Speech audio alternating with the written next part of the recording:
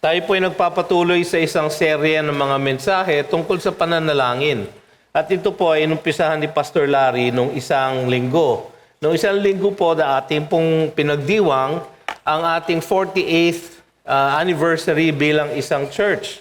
Pero actually po, ang 48th anniversary po natin ay kahapon, February 14. Dahil Valentine's Day din po, nung unang nag-worship service ang GCF sa Club Filipino sa may Green Hills. 48 years na po ang nakalilipas. So tapat po ang ating Panginoon at patuloy po ang ating pagpupuri sa Kanya dahil sa katapatan niya sa ating iglesia. Ang title po ng ating pag-aaralan ngayong hapong ito ay simple, dahil simple lang po yung ating teksto. Rejoice, pray, give thanks, repeat. No? Sinubukan ko po itong itagalog kanina. So magalak, manalangin, magpasalamat. Doon po sa repeat parang wala akong maisip. So repeat na lang. Repeat na lang uli. No? So rejoice, pray, give thanks, repeat.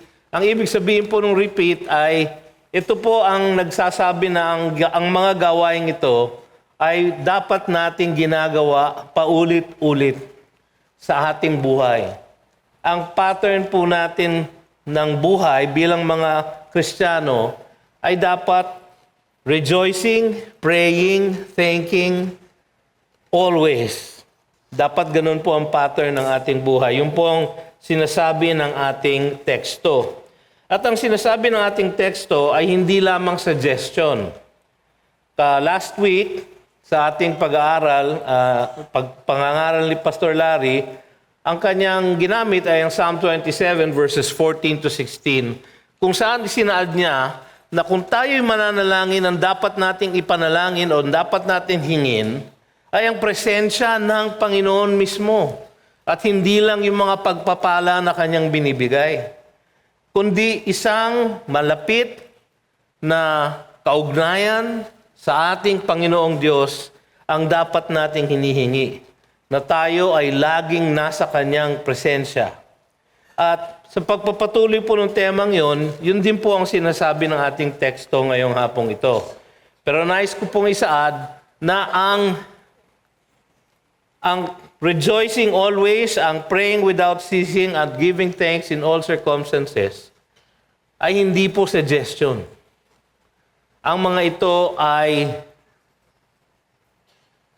command. Imperatives po ang tawag sa Ingles. Ito po ay mga command. Ito ay commandment sapagkat doon sa verse 18, sa huling portion ng verse 18, doon po tayo mag-uumpisa.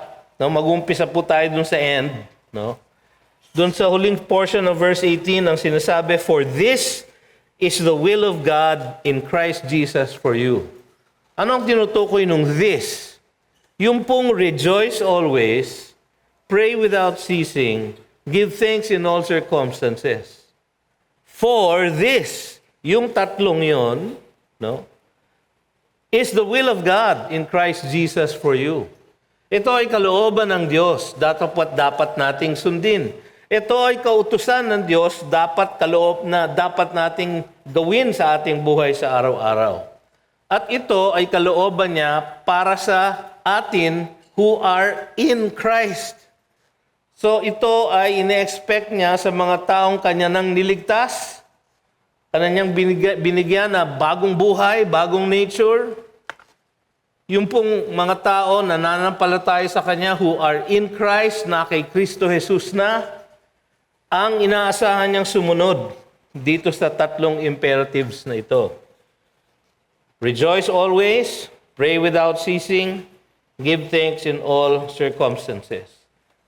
For this is the will of God. Because this is the will of God. Kailangan natin gawin itong tatlong ito because this is the will of God. Bakit naman natin susundin ang will ng Panginoon? Ano naman ang mga kadahilanan?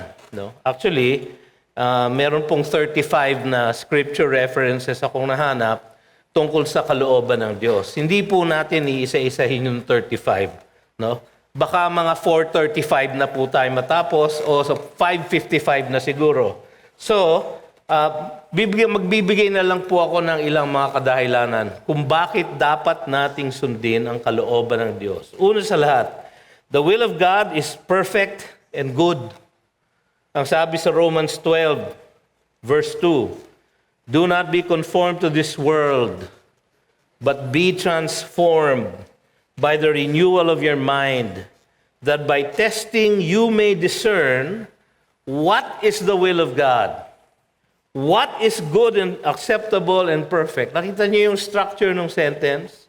What is the will of God is what is good, acceptable, and perfect. The will of God is good, acceptable, and perfect. Maghahanap pa ba tayo ng iba pang kalooban? Ipipilit pa ba natin ang ating sariling kalooban o pagnanasa? Kung ang alam na natin na ang kalooban ng Diyos, ang pinakamabuti para sa atin, pinakamatuwid, at pinakakatanggap-tanggap sa Kanya. Pangalawa, His will keeps us from being foolish. Ephesians 5:17. Therefore, do not be foolish, but understand what the will of the Lord is. Ang konteksto po noon sa verse 16 ay making the best use of the time because the days are evil. Ang admonishment po sa atin ni Apostol Pablo doon ay gamitin natin mabuti ang ating natitira pang buhay sapagkat maiksi lang ang ating panahon dito sa mundong ito. Therefore, sabi niya, do not be foolish. Huwag kayong, ano ba foolish sa hangal? Parang ang lalim nung hangal, ano? Pero yun po ang exact translation ng foolish, no, sa Tagalog. Huwag kayong hangal, no? Huwag kayong magpaloko. Do not be foolish, but understand what the will of the Lord is. So following the will of God keeps us from being foolish. Pangatlo, His will is that all who believe in His Son will have eternal life. John 6, verse 40.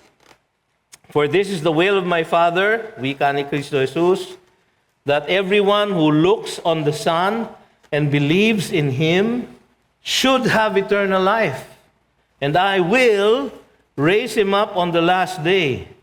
So it is the will of my Father na ang lahat ng mananampalataya sa kanyang anak ay magkaroon ng buhay ng walang hanggan. Ang will naman ng anak niya is to raise him up on the last day. Tiyak po ang ating kaligtasan. Kung tayo'y tunay na ligtas, hindi po mawawala ang ating kaligtasan. Hindi po mawawala kung tayo'y tunay na ligtas. At ang sabi pa, and whoever does the will of God shall abide forever. 1 John 2:17. And the world is passing away along with its desires. Itong mundong ito na ating tinitirhan, itong mundong ito na ating iniikutan, masyado tayong maraming ginugugol na effort para umunlad, no? Mag-advance, ma-promote dito sa mundong ito. Pero ang lahat ng ito is passing away along with its desires. But whoever does the will of God abides forever. Yan po ang mga ilang kadahilanan kung bakit kailangan nating sundin at bakit tamang sundin ang kalooban ng ating Diyos. Ito pong sulat na ito sa 1 Thessalonians ay sinulat ni Pablo upang linawin ang maraming bagay. At meron pong dalawang pangako dito ang Diyos na tunay ngang nakakabusog ng ating puso, nakakapaglakas ng ating kalooban. Ano po yun? Yung tungkol sa rapture, ang tungkol sa day of the Lord. No? Yung kanyang pagdating muli ay dinidiscuss ni Pablo dito sa letter na ito. In fact, diniscuss niya yun sa chapter 4 at sa umpisa ng chapter 5. Bago siya makarating dun sa ating verse ngayon. Sa chapter 4, sa verse 17, ang sabi niya tungkol sa rapture, then we who are alive, who are left, so ito yung mga mananampalataya. Then we who are alive, who are left, will be caught up together with them in the clouds to meet the Lord in the air, and so we will always be with the Lord. Sapagkat ang una pong ira-rapture ng ating Panginoon ay yung mga naunang namatay sa atin. So sila, the dead in Christ shall rise first. Tapos we who are left, no, will be caught up. Yung salita pong yun sa original language ay harpazo. Nung translate po yun sa Latin, ang naging translation, rapturo. Kaya sa English, naging rapture. Napakagandang pangako para sa mga mananampalataya. Sa kahit na anong panahon, walang warning, no? Maaari siyang bumalik anytime. Ang rapture po ay walang signs, walang precedent event. Kahit na anong oras, pwede pong mag-rapture ang ating Panginoon, bumalik upang kunin tayo na kanyang mga hinirang, miyembro ng kanyang iglesia. Pwede po siyang bumalik bago ko po matapos tong sermon na to. No? Bago ko po matapos tong sermon na to, pwede siyang bumalik. Kung hindi siya bumalik at natapos na yung sermon ko, bago kayo makarating sa kotse nyo, pwede siyang bumalik. Kung kayo nakarating naman sa kotse nyo, bago kayo makarating sa bahay nyo, pwede siyang bumalik. At dapat handa na tayo. Ang tanong ko, handa na ba kayo? Meron ba kayong katiyakan na sa kanyang pagbabalik, kayo ay kasama? Hindi kayo maiiwan ng bus. Kayo ay kasama sa kanyang pagbabalik. Napakagandang pangako po. Nakakabusog po nakakalakas ng ating loob. Hindi po ba? Sa ating pamumuhay Kristiyano, yung katiyakan ng pagbabalik ng ating Panginoon, na sa kanyang pagbabalik, uunahin niya ang kanyang mga hinirang. Bakit? Kasi sabi niya sa chapter 5, Now, concerning the times and the seasons, brothers. So pagkatapos ng rapture, so chapter 4, siyempre ang susunod sa chapter 4 ay chapter 5, no? Siyempre, no? So magkasunod po sila. You have no need to have anything written to you, for you yourselves are fully aware that the day of the Lord will come like a thief in the night. Yung day of the Lord po ay ang kanyang paghuhukom, paghuhusga, pagdadala ng kanyang parusa sa lahat ng hindi mananampalataya.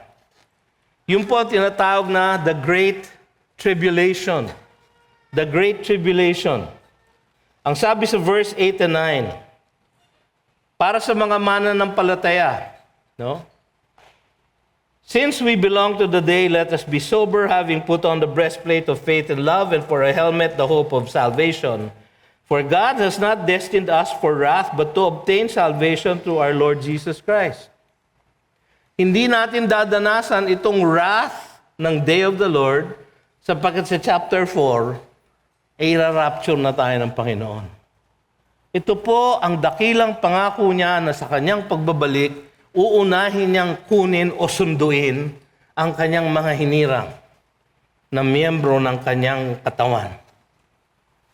At pagkatapos sabihin ni Pablo yon, sabi niya, nagbigay siya ng mga instructions sa chapter 5, verse 12 hanggang 22. Ang gitnang instruction po ay itong teksto natin. To pray with joy and thanksgiving is commanded by God. Ito po ay hindi suggestion. Ito po ay isang pag-uutos ng ating Diyos. To not do so is sinful disobedience. If we will not rejoice always, kung hindi po tayo magpe-pray unceasingly, kung hindi po tayo mag-give thanks in all circumstances, kung hindi po natin susundin ang lahat ng iyon, ang ating Diyos ay hindi matutuwa. Yun po ay isang kasalanan, isang hindi pagsunod, isang pagsaway sa Kanya. So ang pananalangin po ay ang gitna nun. Joyful praying, praying with thanksgiving, pero ang gitna po nun ay praying. Kapag hindi po tayo nananalangin, tayo ay sumusuway at lumalabag sa kautusan ng Diyos. Bakit? For this is the will of God in Christ Jesus for you. Kaya ko po inuna yon para malinaw sa atin na itong tatlong utos na ito ay dapat nating gawin bilang pagsunod sa ating Diyos. So unahin natin yung una. Rejoice always. Laging maggalak. Actually, yung salitang always, parang paulit-ulit dito. Rejoice always. Pray without ceasing. Pareho din yun ng pray always. Give thanks in all circumstances. Pareho din yun ng give thanks always. So, napaka-central po nung salitang always. Magalak sa lahat ng pagkakataon. Manalangin sa lahat ng pagkakataon. At magbigay ng pasasalamat sa lahat ng pagkakataon. Always. Kaya ako po ginamit yung salitang repeat. Rejoice, pray, give thanks, repeat. Rejoice, pray, give thanks, repeat. Ganun po dapat ang pattern ng buhay ng isang mananampalataya. Ang command po na to rejoice always, ang ibig po sabihin nun ay to be calmly happy at all times. Ngayon, medyo imposible mga kapatid, yung masaya tayo in all times. Yung palagi kang nakangiti. No? Kahit na ikay malungkot. Di ba? Kahit na kumakanta ka ng iyong pagkasawi. Di ba? Lonely, I'm Mr. Lonely. I have nobody to call my own. Pero nakangiti ka pa rin. Fake po yun. Hindi po yun ang ibig sabihin nito. No? Hindi po yung fake na smile. Ito po ay tunay na kagalakan na nasa loob. Hindi po palaging nasa labas. Maaari pong magkaroon ng kagalakan kahit sa gitna ng pagdadalamhati. Nung ating pong anniversary, last weekend, meron pong dalawang babae. Yung isa, yung asawa niya namatay. Yung isa naman, yung kaisa-isa niyang anak namatay. Pareho po yung namatay, si John Reluya. Ang kanyang asawa, si Nicole Reluya. Sa gitna ng kanyang pagdadalamhati, ay tumugtog pa rin sa banda. Sa ating praise band. Yung kanya namang ina, na si Jean Reluya, sa gitna ng kanyang pagdadalamhati, ay umawit ng may kagalakan. To rescue a sinner like me, Lord. To rescue a sinner like me. Ang kanyang awit. Kasama po siya sa choir. Dalawang babae sa gitna ng kanilang pagdadalamhati ay naglingkod pa rin sa Panginoon. Sila ba'y malungkot? Malungkot sila. Ngunit meron ba silang kagalakan sa kanilang puso? Dahil ang kanilang mahal sa buhay ay hindi na nila kasama at kasama na ng Panginoon, meron po silang katiyakan. Kaya meron po silang kagalakan. Mga kapatid, ang sabi ng Biblia, tayo po ay makakaranas ng paghihirap. Pero kailangan tayong magalak palagi. Philippians 4:4. Rejoice in the Lord always. Again, I will say, rejoice, sabi ni Pablo. Nung sinulat niya ito, siya ay nakakulong. Siya ay nakakulong. Sa lahat ng hindi pwedeng mag-rejoice, ay yung nakakulong. Sa 2 Corinthians 6:10, ang wika niya, as sorrowful, yet always rejoicing. Sorrowful, yet always rejoicing. Sorrowful sa labas, dahil kanyang circumstances ay malungkot, pero rejoicing sa loob, sapagkat ang katunayan ng kanyang kaligtasan ay buo, tiyak, hindi matitinag, hindi mawawala. Sa Habakkuk chapter 3, verses 17 to 18, sa Old Testament po ito, huwag niyo na pong hanapin, mahirap pong hanapin itong aklat na ito. Pero ang wika doon ay ganito, though the fig tree should not blossom, nor fruit be on the vines, the produce of the olive fail, and the fields yield no food, the flock be cut off from the fold, and there be no herd in the stalls. Disaster po ang dinidescribe, di po ba? Economic recession, hindi lang po recession, depression ang dinidescribe dito. Wala silang pagkukuha na ng kahit na anong makakain nila. Pero anong sabi ng propeta sa verse 18? Yet, sabi niya, yet I will rejoice in the Lord. Yet I will rejoice in the Lord. I will take joy in the God of my salvation. I will take joy in the God of my salvation. Kahit na delubyo na, yet I will rejoice in the Lord. To rejoice always ay posible lamang kung ang buhay natin ay nakaangkla sa hindi nagbabagong Diyos na matapat. Sabi sa Genesis 50 verse 20, yung mga kapatid ni Joseph ay nasa Egypt na, nagbati na sila, si Jacob ay namatay na, ipinagbili ng kanyang mga anak kay Joseph. Kaya natatakot itong mga anak kasi grabe yung ginawa nila kay Joseph, di ba? Ibinenta nila para siya ay maging alipin at dahil doon, kung ano-ano nangyari sa kanya, siya ay naging alipin, siya ay nakulong, pero sa huli siya ang naging prime minister ng Egypt sapagkat mayroong plano ang Diyos. Kaya lumalapit yung mga kapatid niya sa kanya, sabi nila, baka patayin na tayo ngayon ni Joseph kasi wala na si tatay. Wala na si Jacob. Pero ang wika ni Joseph ay ganito, as for you, sabi niya, you meant evil against me. Hindi niya tinanggal yung responsibilidad ng paggawa ng kasamaan sa kanya. You meant evil against me. Binenta niyo ako para maging alipin. Dahil doon ako'y nakulong. Dahil doon ako'y naparatangan ng rape. Naghirap siya ng maraming taon. You meant evil against me. But God, sabi niya, meant it for good. Ganyan ang ating Diyos. Hindi nagbabago ang kanyang plano. Kung may plano siyang maganda para sa kanyang mga hinirang, kahit na ano pang masama ang mangyari, ang kanyang plano ang masusunod. Alam naman natin yung Romans 8:28. And we know that for those who love God, all things work together for good.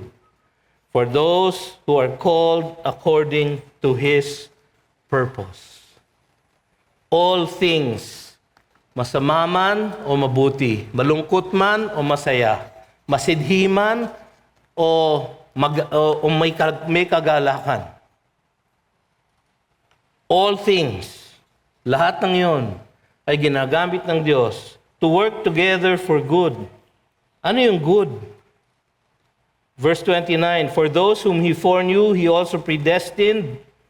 Ito yung mga called according to His purpose. He foreknew, He also predestined to be conformed to the image of His Son. So ang good po ay ang lahat ng bagay na magiging nagagamitin ng Diyos upang tayo ay maging katulad ni Kristo Jesus. Yun po ang good. Tandaan niyo po, si Kristo Jesus nagdusa. Si Kristo Jesus ginulpe. Si Kristo Jesus pinagmumura. Si Kristo Jesus pinako sa krus. So yung ganong klaseng suffering ay maaari ding mangyari sa atin. But all things work together for good. Ano naman yung good? And those whom He predestined, He also called. And those whom He called, He also justified. And those whom He justified, He also glorified. Yung called past tense, naintindihan natin yung called past tense. Nangyari yun before the foundation of the world. No? Yung justified past tense. Kasi for a believer ngayon, past tense na yung justification niya, di ba? Dahil siya iniligtas na. He has been declared just. So yung justified, past tense. Ang problema, yung glorified, past tense pa rin. Hindi pa nangyayari. Alam niyo kung bakit? Sapagkat yung good na ipinangako ng Diyos na hindi nagbabago, Yung good na ipinangako ng Diyos na pwede nating tanganan. Yung good na pinangako ng Diyos na pwede nating sandalan. Yung good na yon ay done na. We have been called, we have been justified, and we have been glorified. Past tense. Yung ating pagsama sa Kanya sa kalwalhatian ay past tense na sa Kanya. Bakit? Sapagkat tiyak. Tiyak nga kapatid. Kung meron kayong ganyang katiyakan, kaya ninyong maging magalak sa lahat ng panahon. So tayo ay maaaring maging magalak sa lahat ng panahon kung tayo ay umaasa sa isang di nagbabagong Diyos. Pangalawa, kung tayo ay na kay Kristo Jesus. We can rejoice always. Kasi sabi sa Romans 5:11, more than that, we also rejoice in God through our Lord Jesus Christ, through whom we have now received reconciliation. Kung kayo po ay nananampalataya na kay Jesus bilang inyong tanging tagapagligtas at Panginoon, kayo po ay may reason to rejoice always. Sapagkat ligtas na po kayo. You have been called and justified. And yung glorified nyo, past tense na rin. Sa Isaiah 61:10, ang wika ng Diyos sa propeta, I will greatly rejoice in the Lord. Sabi ni Isaiah, my soul shall exult in my God. Bakit? For He has clothed me with the garments of salvation. He has covered me with a robe of righteousness. The garments of salvation, ibig sabihin, pinatawad na sa lahat ng ating pagkakautang dahil sa ating pagiging makasalanan sa Diyos. Yung robes of righteousness ay ang sinusuot ng lahat ng sumunod na ng kumpleto sa kanyang ginawa, sa kanyang hinihingi, sa kanyang batas. Yung pong dalawang yun ang binigay ni Kristo sa atin. Sa ating pananampalataya kay Kristo Jesus, ibinigay niya ang kanyang righteousness sa atin. At atin namang ipinagkaloob ang ating kasalanan sa Kanya kung saan naman siya'y namatay para sa ating kasalanan. So ang lahat ng nananalig kay Kristo Jesus ay clothed with the garments of salvation, pinatawad na ng Diyos. Has covered me with the robe of righteousness. Pinagindapat ng Diyos. Nakasunod sa lahat ng requirements ng Diyos sa pamamagitan ni Kristo Jesus. So, pwede tayong mag-rejoice palagi dahil tayo nakaangkla sa isang di nagbabagong Diyos na tapat sa kanyang pangako, dahil tayo ligtas kay Kristo Jesus, at pangatlo, dahil tayo ay napuspusan ng diwang banal. We are spirit-filled. Bakit? Galatians 5:22, but the fruit of the Spirit is love. Ano yung kasunod? Joy. Yan. Yan pong lahat ng yan, ang fruit. Singular. Fruit of the Spirit. Singular fruit. Isang fruit na maraming iba't ibang facet. Love, joy, peace, patience, kindness, goodness, faithfulness, gentleness, self-control. Lahat po yan ay mamumunga sa ating mga buhay. Kung wala po tayo noon ng ganyan, magkakaroon po tayo ngayon ng ganyan. At kasama dyan ang joy. So ang joy ay mapasa atin lamang kung tayo ay nakaangkla sa isang Diyos na hindi nagbabago, niligtas ng isang Panginoon, at pinuspusan ng kanyang diwang banal. Sa makatuwid, tayo ay may joy dahil tayo nananalig sa Diyos. Kumakapit tayo sa Diyos at hindi sa sarili nating circumstance. Kumakapit tayo sa kanyang pangako at hindi sa ating situations. We can rejoice always, pagka ganun po.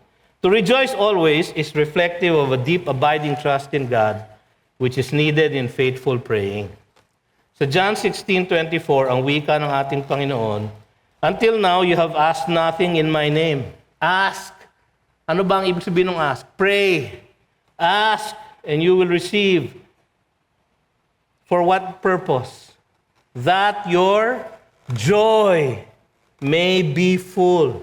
Not his joy, your joy. Ask so that your joy may be full. Ang kanyang kagustuhan ay manalangin tayo upang tayo ay magkaroon ng kagalakan. Yun po ang ating second point. Pray without ceasing. Verse 17. To rejoice always is only possible kung tayo ay mananalangin na walang patlang. Hirap yatang gawin nun, pastor, ano?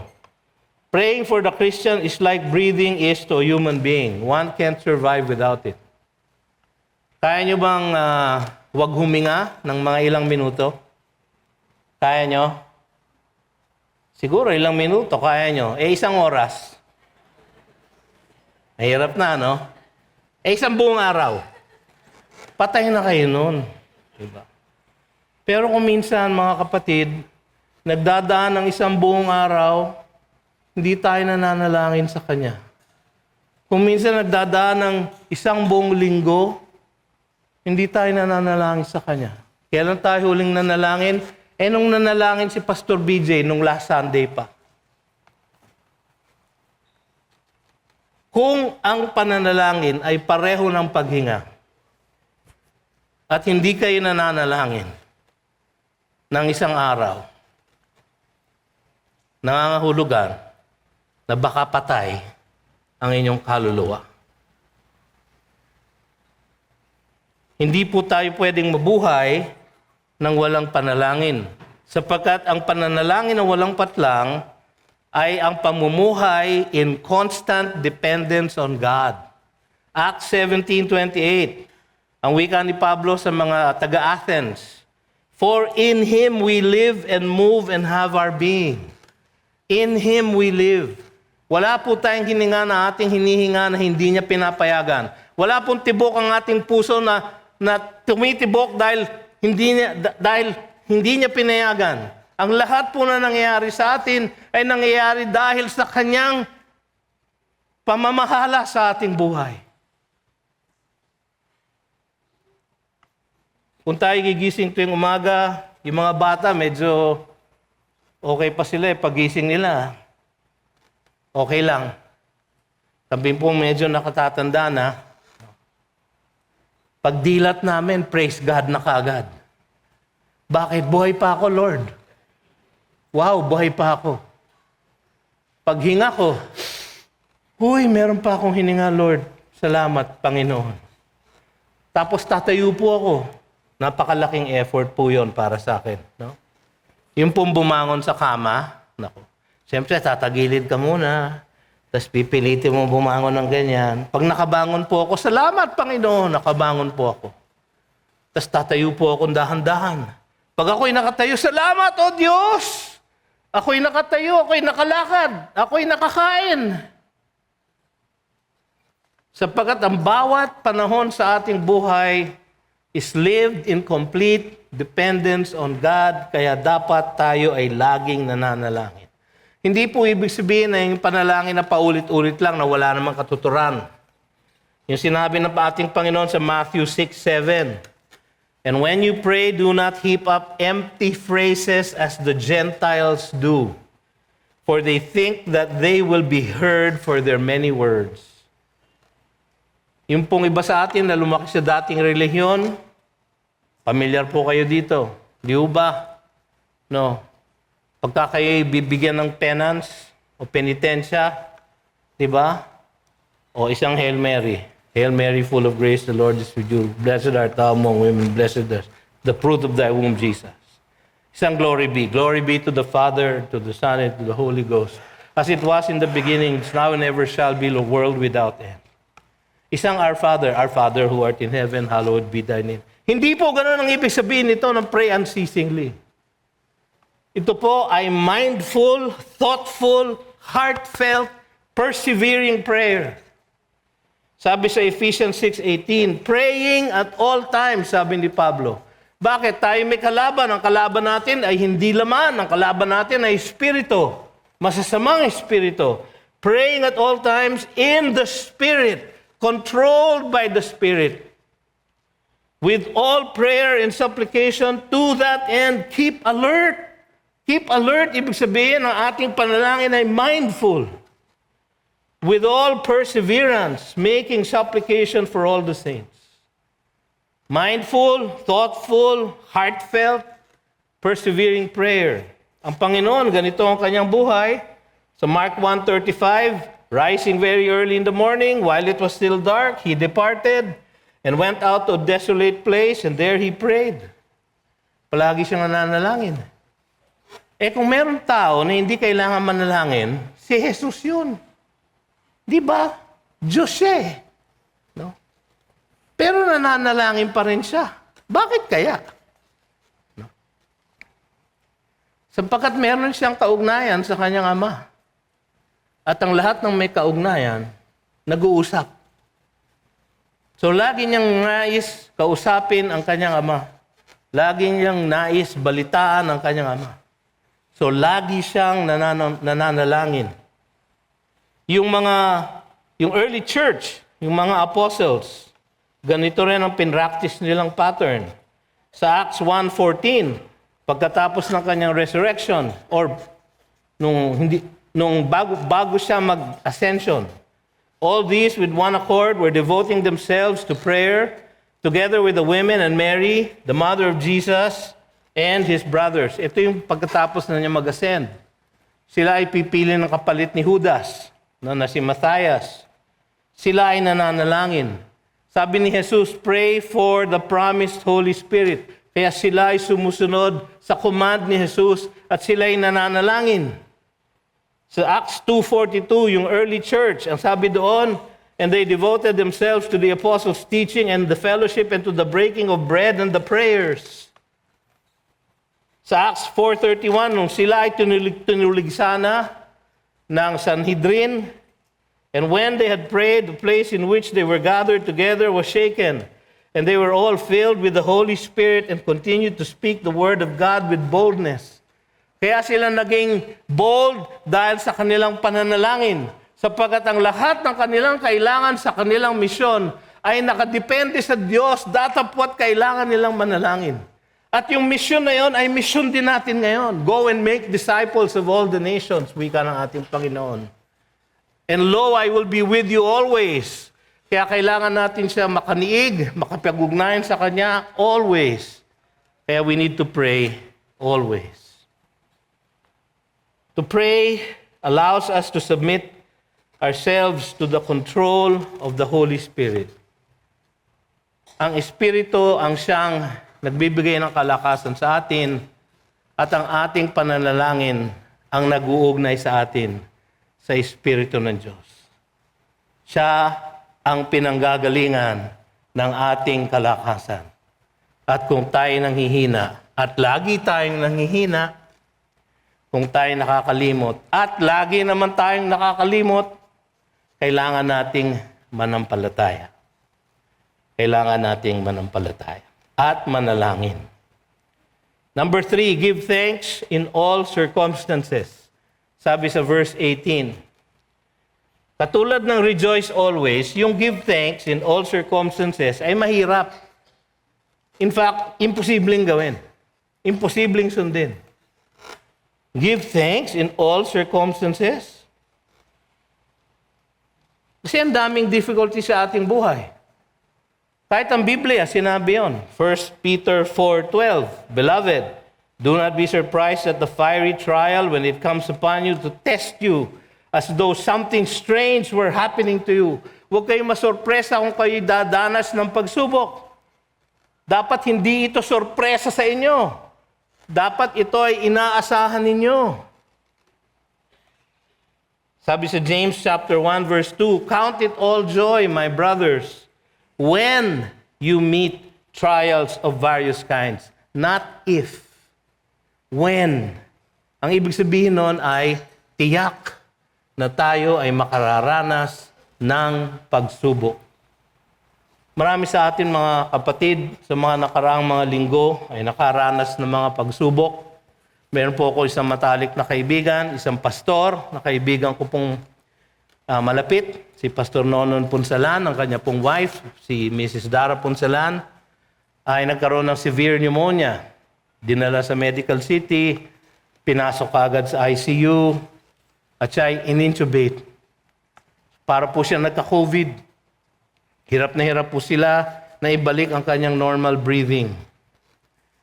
Kaya't nanalangin kami, araw at gabi, gabit araw. Nanalangin kami, nanalangin ng aking kaibigan na pastor. Siya po ay isang tapat na pastor, hindi nagpapabaya sa kanyang ministeryo, at ito ay nangyari sa kanya. Kasi nangyayari sa lahat ng Kristiyano. Marami sa inyo nakaranas ng ganitong pagsubok nung nakaraang taon. Give thanks, ang wika. Give thanks in all circumstances, ang command. Kasi ang thankfulness, mga kapatid, ay tanda ng buhay ng isang tunay na mananampalataya. Sa Psalm 136:1, ang isang mananampalataya ay umaawit, sabi niya, "Give thanks to the Lord for He is good, for His steadfast love endures forever." Sa Colossians chapter 2, verses 6 and 7, "Therefore, as you received Christ Jesus the Lord, so walk in Him, rooted and built up in Him, and established in the faith, just as you were taught, abounding in thanksgiving." Mapagpasalamat po ang isang tunay na mananampalataya. Sapagkat marami pong kailangang ipagpasalamat sa Diyos. Ang ating buhay, ang ating tinatangkilik, ang kanyang paggabay, ang kanyang wisdom, lahat pong yan ay nagagaling sa Kanya at dapat nating ipinagpapasalamat sa tuwi-tuwi na. Sa Colossians 3:15-17, "And let the peace of Christ rule in your hearts, to which indeed you were called in one body, and be thankful." Be thankful. Paulit-ulit po si Pablo, "Let the word of Christ dwell in you richly, teaching and admonishing one another in all wisdom, singing psalms and hymns and spiritual songs with thankfulness in your hearts to God." Ang espiritu po ng isang tao na punong-puno ng espiritu ng Diyos ay palaging magpapasalamat sa Kanya. "And whatever you do in word or deed, do everything in the name of the Lord Jesus, giving thanks to God the Father through Him." Yun po ay isang command. Hindi lang po isang encouragement. Isang utos na kailangan nating sundin. Marami tayong dahilan kung bakit kailangan magpasalamat sa Diyos. Hindi ko na kailangan sabihin pa lahat. Kahit na tayo ay nagdaraan sa pagsubok, alam natin na ang pangako niya sa 1 Corinthians 10:13 ay ganito, "No temptation has overtaken you that is common to man. But God is faithful, and He will not let you be tempted beyond your ability. But with the temptation, He will also provide the way of escape, that you may be able to endure it." Hawak po ng Diyos ang ating buhay. Hawak niya ang thermostat. Hindi po niya papayagan na masyadong mainit, na tayo ay masusunog. Hawak niya po ang ating sitwasyon. Maraming nagagalit sa Diyos kapag sila ay nakakaranas ng pagsubok. Ang kanilang tanong, "Nasaan ang Diyos? Nasaan ka, Panginoon? Bakit ba nangyayari sa akin ito? Nasaan ka, O Diyos?" Bubulungan siya ng Panginoon, "Andito ako sa tabi mo. Huwag masyadong malakas, naririnig kita. Andito lang ako sa tabi mo." Andito lang ang Diyos sa tabi natin. In fact, hindi lang siya nasa tabi natin, siya ay nasa kalooban natin. Siya ay nananahan sa atin. Ang lahat ng ating nararamdaman, Kanya ring nararamdaman. Datapat ang lahat ng ating paghihirap ay Kanya ring pinapasan.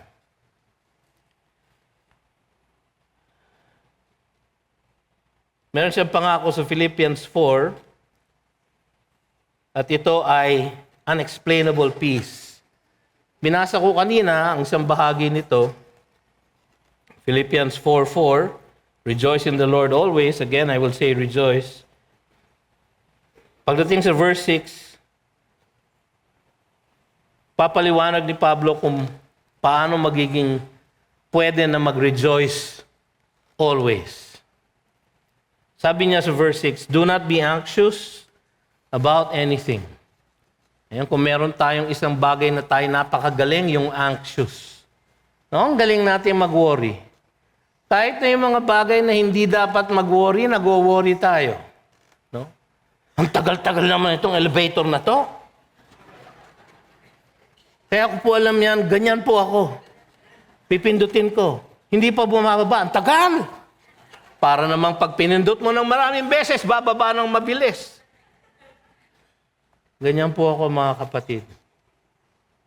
Kaya ang dalangin ko po sa Panginoon, alam ng misis ko po ito, ay patience. Pero mali yung dalangin ko, sabi ko, Lord, give me patience right now. I am not even patient to wait for Him to give me patience. Pero alam ng Panginoon, para ako maging patient, kailangan bigyan niya ako ng pagsubok. Kaya po marami akong sakit. Ako po ay stage 4 chronic kidney disease. Ako po ay may diabetes. Insulin-dependent diabetic na po ako. Ako po ay may high uric acid. 25 years old po ako nung una po ako nagka-gout.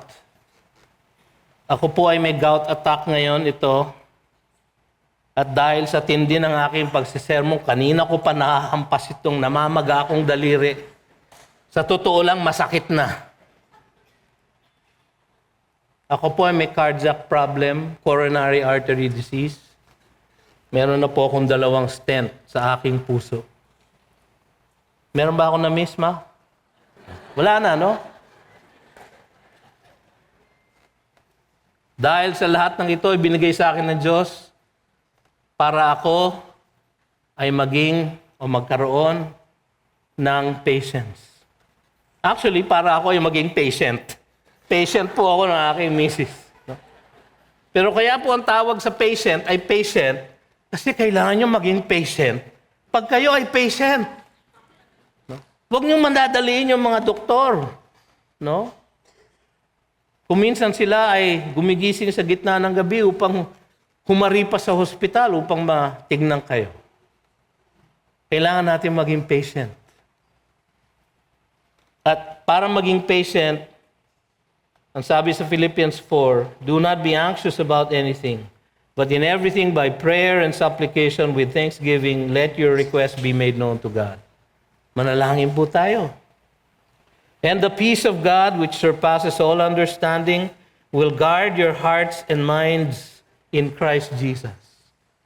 Will guard your heart. Yung po ang nagpapalpitate pag tayo yung nagwo-worry.